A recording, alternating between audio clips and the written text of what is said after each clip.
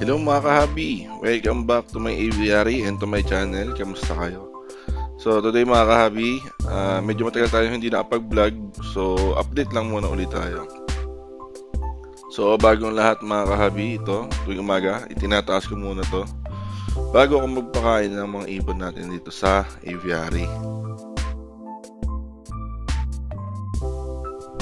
Ayan mga kahabi. Tapos syempre, bago ang lahat, check muna kung kompleto ang mga ibon natin. So bawat cage tinitingnan ko isa-isa. So kabisado ko naman to mga kahabi, mga parisan natin dito. Kaya hindi ganoon katagal, hindi ganoon kahirap para sa akin na i-check sila. So dito nga pala mga kahabi, meron tayong bakanting cage. Kasi kung maalala nyo, meron tayo dati dito na back-to-back na blue back na Golden Finches. Kaso sadly mga kahabi, yung hen na nandito ay namatay na. So hinala ko dahil sa lamig, no, kasi ang mga Golden Finches mga kahabi, hindi sila ganoon kalakas. So, ayoko sabihing mahina, pero hindi sila ganoon kalakas sa lamig. Tapos same dito mga kahabi, kung maalala nyo, meron tayo ditong ito na natira yung blue back na lilac breast na cock. Ang kapares na ito mga kahabi, purple breast na silver na hen. So sadly, wala na rin yung purple breast na silver. So, hinala ko lamig din. So dito mga kahabi, ayan. Tapos dito mga kahabi, kung maalala nyo, ito yung dating may pakapares na inaway ng ibong gala. Tapos pinalitan ko ng silver na cock. So sadly mga kahabi, yung silver cock, wala na din siya. So, dalawang silver na cock or dalawang silver na gold yan saka isang blue ang nawala sa atin itong nakaraang linggo or dalawang linggo na hindi tayo nakapag-vlog. So, ito mga kabi, nilagay ko yung blue sa baba. Yung nawala na kapares na hen. So, siya muna yung pinaharis ko dito sa yellow back na natira dito sa cage sa taas. So, works well naman kasi both sila, cock and hen. Tapos dito mga kahabi, ito yung partner na pares natin na greenback. So yung hen na ito dati nagkaroon ng egg bind problem na luckily naligtas natin. So mga kahabi, napansin ko parang hindi siya komportable doon sa niya, sa cage, kasi nag-egg nag-egg toss. So tinry kong palitan yung niya, yung cage, yung nest box I mean. Kung mapansin nyo, from open half naging circular na yung pinto nung niya, bagong nest box. Okay naman mga kabi kasi yan. Na-set up na uli nila yung bagong nest box nila, no? Na lagyan na nila ng nesting. Ayan. Nagawa na nila yung pugad. Dito mga kahabi, another back-to-back green. Isa to sa mga yung dalawa kong unang nakuha kay paring Roy. So luckily mga kabi, nag-show na rin sila ng magandang sign or magandang progress sa breeding. So wait na lang natin yun na mag-breed. Tapos dito mga kabi, meron tayo ditong back-to-back na yellow back. So ang problema ko dito, lagi silang masipag naman mag-egg. Kaso infertile madalas or clear eggs yung iniitlog nila. Dito sa gawi rito mga kabi, meron nga pala tayong bagong 5 Golden Finches. Ayan. So lahat to galing kay Lolo Birong, kay Sir Alan ng Imus Cavite. So shoutout po sa inyo Sir Alan. Maraming salamat po sa napakagandang materyales. So kumuha tayo kay Sir ng 2 cock at 3 hen. Ayan. So meron tayo ditong ayan nga pala yung page ni Sir Alan. Check nyo lang siya sa Facebook. So, binabouch ko si Sir Alan kasi sobrang saya niya kadil, sobrang easy, sobrang gaan. So, sa lahat ng mga nakadil ko, siya yung pinaka maalaga or siya yung pinaka maasikaso or pinaka hands-on. Tapos, napakadali ng deal sa kanya. So, napaka-generous din yan ni Sir. Kaya, kung bibili kayo ng ibon, mga kahabi, especially Golden Finches, alam ko meron siyang Golden, DFT, saka mga society. So, from Imus Cavite, ayan. So, from Imus Cavite ito mga kahabi, pinalalamove namin, going here, Valenzuela. So, Imus to Valenzuela, okay naman mga kahabi. wala naman naging problema, sobrang swabe lang. Ayan. So meron tayo rito isang redhead na cock, greenback. Lahat naman to greenback. So ang cock natin dito, itong orange, tsaka itong red head. Tapos yung redhead sa likod, yan, hen yan. Yan, sa gitna, hen yan. Tapos isang purple breast na black head hen, saka isang black head na white breast. So tatlong hen, dalawang cock.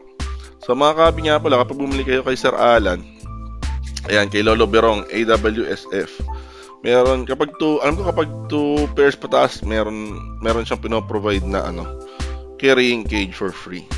So ayan na, umpisahan na natin. So bagong lahat mga kahabi, checkin mo muna uli itong natin, yung back to back na yellow, kung fertile yung mga eggs nila, kasi as of now meron silang 4. So bago tayo mag-reshuffle o magkasa ng mga bagong pairing, check muna natin kung fertile yung egg na itong natin, yellow back. So kung hindi siya fertile, wala siyang fertile na egg, ang plano ko ay i-reshuffle ko, papalitan ko siya ng cock. Pero ayan, pan-checking mga kabi, yan, good thing, swerte. At 2 sa 4 na egg ay fertile na. Yan, so ito, meron tayong yung orange head na cock. So lalagay lang natin yan dito sa cage nung dati natin back to back na blue. So ayan, meron na tayo ritong cock na orange head. Tapos ang susunod natin dyan, hen naman. Ayan. So nakapili na ako rito mga kabi, kasi yung redhead na hen, inaaway nung redhead na hen yung redhead na cock dito. So ipapartner ko na lang yung redhead na hen dito sa orange head na una natin nakuha. So ayan, medyo lang hulihin kasi maliit, pero I prefer, kung ako using kamay kaysa yung net. Parang feeling ko mas na-stress sila kapag yung net ang gamit. So ayan, so meron tayo ditong orange head cock, tapos red head hen, back to back green. So isip-isip muna tayo mga insan. Ayan, na mekos yung isip ko rito mga kahabi, di talaga ako makapag-isip na maayos. Ayan, silip dito, silip dyan. Ayan, sinisilip ko muna yung mga society rito sa kabila.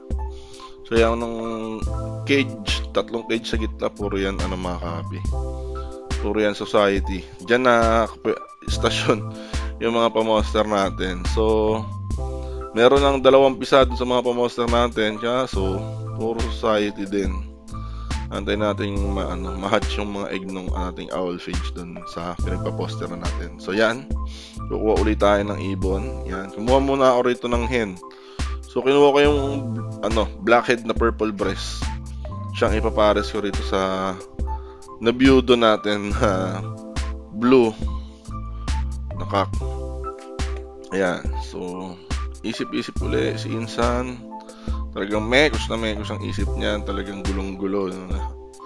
Isip, talagang hindi papaistorbo yan pag ganyan.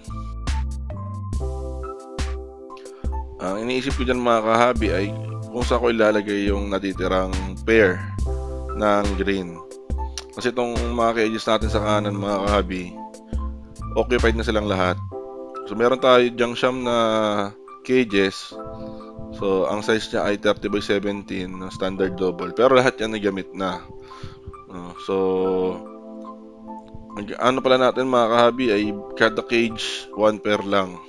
Kahit yung mga double cage na kaya mag-house ng 2, isang pair lang ng gold yan nilalagay natin doon para maganda yung space para sa kanila, maluwag.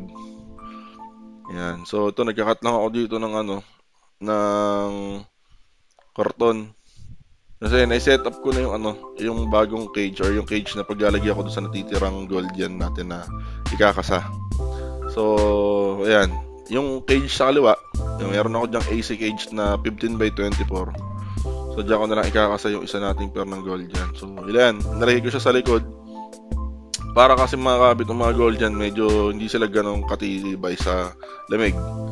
So nilagay ko lang yung karton doon sa likod ng cage para kapag humangin galing dyan sa may kaliwa hindi sila hahampasin, may babanggaan bago sila tamaan. So yan, sinet up ko na. Yan, meron ng tubig, meron ng pagkain. Yan, uhulihin ko na lang sila. Yan. Ingat kayo mga kahabi sa pag-handle ng mga golden finches or mga especially mga ibon na maliit kasi mabilis yan kumawala. Pero itong mga kahabi, napansin ko naman sa mga finches, once nahuli mo sila ng kamay, kamay ang gamit ng panghuli, once nahuli mo sila, hindi na sila pumapalag masyado mga kahabi. Talagang hinahayaan na, parang nagsasubmit na sila. Pero syempre ingat pa din and be firm, no? So yan, nakikasa natin yung huling pair. Yan, so papakita sa inyo mga kahabi. So ang pair na to, yung back to back yellow. So bala ko sana ibiyakin sila kasi dalawang clutches na silang laging clear. So this time mga kahabi hindi, meron na silang fertile na egg. So paantayin ko lang na mag-fertile din yung iba. Tapos ipaposter na natin yan dun sa ating society pinch na mga pares. Dito sa taas, ayan, bagong pares mga kahabi. Ito yung una-una natin kinasa kanina. Yan, red head, purple breast na hen, tapos orange head na purple breast na cock. Galing yan din kay Sir Alan, no? Sa Lolo Berong, AWSF. So ayun mga kahabi, sa lahat ng nabili natin ng golden finch, ang pinaka-affordable na experience ko ito kay Lolo Berong, kay Sir Alan. So ito naman mga kahabi, yan, sa atin yung blue dyan, blue na lilac breast. Tapos ito, pinares natin dyan yung purple breast, purple breast, black head na green, galing kay Lolo Berong, kay Sir Alan ulit. Yan, so okay naman. Waiting na lang tayo dyan. Ako lang sila magkakasundo. At ito mga kahabi, meron tayo. Itong ganda. Ayan. Red head, purple breast, saka black head, white breast. So ganda sana na ito kung purple breast din yung hen, pero okay na din. Ayan, ganda. Ang tingkad na kulay talaga pagka. Ayan. Maganda rin mga kahabi, kaya nag-alaga ako ng golden finches sa mga reason kasi madaling i-determine mga kahabi yung niya, yung gender. Unlike yung mga albs na kailangan pang kapain, tapos syempre hindi pa accurate yung pagkapa mo minsan, no?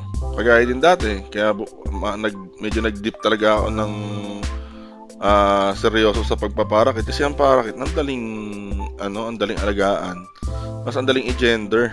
Pag kailangan mong ibenta mga kahabi, yun ang best dun. Kapag kailangan mong magbenta, napakadaling ibenta kasi determine mo agad yung gender. So yan, ito mga kahabi, ginamit natin yung AC type cage kasi ito 15 by 24 yan. Sinarado lang natin ng ganito. Tapos nilagyan natin ng zip ties. Ayan. So ito yung pinakamalit na setup ko currently kasi lahat ng setup ko na cage para sa golden ay 30 by 17 by 30. Ngayon lang ako nag setup ng 15 by 24. So ito nga pala ulit, galing kay MFA Aviary. Meron tayo rito yung mga cage na kinuha natin sa kanya kay Sir Mark. Yan, dalawang double sa dalawang triple cage na gagamitin natin sa future purposes. So hindi pa yan sa ngayon gagamitin. Yan, meron tayo rito nga palang 15 by 30 na AC. Yan, galing naman kay Bron. Medyo bihira yung gantong size, pero kasi nung nag-walk-in ako sa kanya dati, yan yung nabili ko. Wala siyang poop tray kasi ang poop tray niya galvanized lang na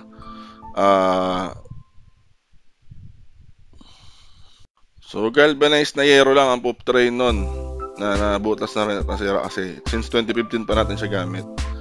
So dito mga kahabi, ito yung ating flight cage. Yan, meron tayong 17 na parakeets. Lahat yan normal head. So pinapagulang ko lang siya bago natin ikasa. So probably by March next year, first quarter next year, start na tayo ng breeding sa parakeet. Yan. Ngayon yung natin mga kahabi, mga plans. So nabili ko kasi siya puro young pa So antayin natin kahit mga at least 4